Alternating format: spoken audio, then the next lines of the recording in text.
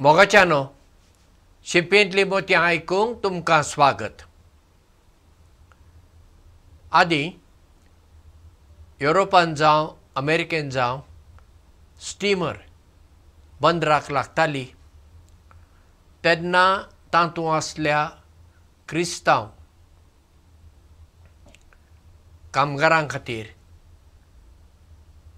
एकटो पाद्री आसतालो, चॅप्लेन, आनी तो तांच्यो आत्मीक गजाली पळयतालो.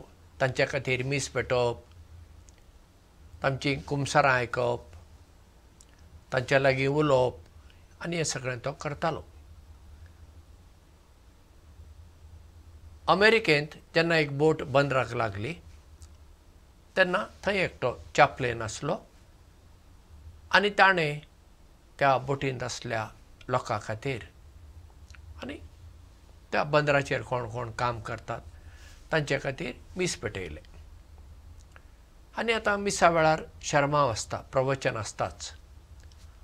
मीस जातच एकटो खलासी, म्हणजे बोटीचेर काम करपी ताका खलासी म्हणटात, तो चॅप्लेना कडेन आयलो आनी ताणें म्हणलें, फादर, तुमचो शर्माव एकदम बरो जालो. तेन्ना फादर ताका म्हणटा, कितें तुका बरें लागलें तातूंत, अशें तूं कितें म्हणटाय एकदम बरो जालो. तेन्ना थोडो वेळ चिंतून तो खलासी म्हणटा,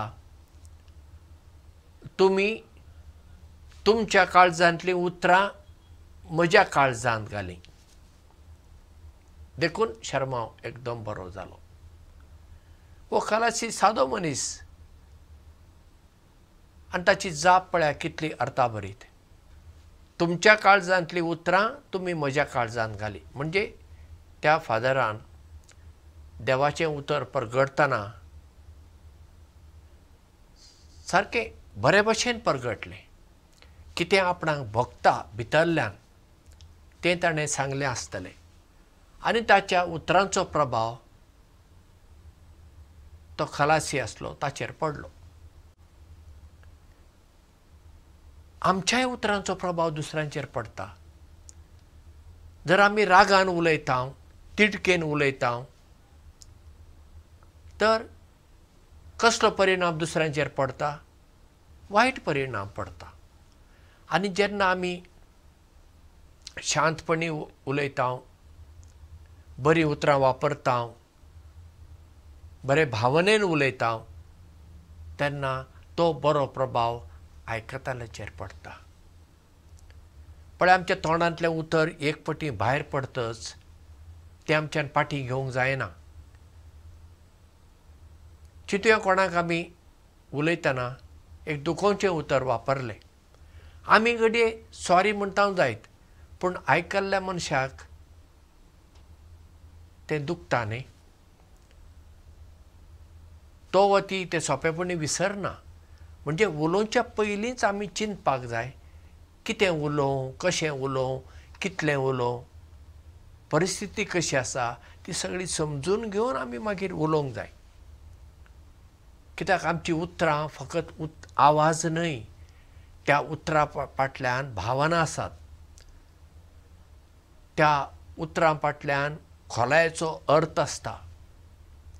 त्या उतरां फाटल्यान संबंद जोडपाची ताकत आसता वा संबंद मोडपाची ताकत आसता. जर आमकां दुसऱ्या लागीं संबंद जोडूंक जाय, उतरां आमी विसचीं पडटात.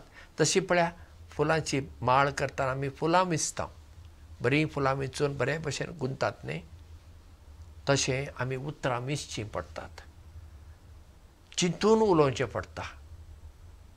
आनी जितले आमी शांतपणी उलयता, जितले आमी मोगान उलयता, समजिकायेन उलयता, ताचो प्रभाव चड आनी चड दुसऱ्यांचेर पडटा. तर आमी दुसऱ्यांचेर प्रभाव घालूंक सोदता जाल्यार आमचें चिंतप आमी बदलून घेवंक जाय. आमचें चिंतप जर बदल्लें, आमची उतरांय बदलतात.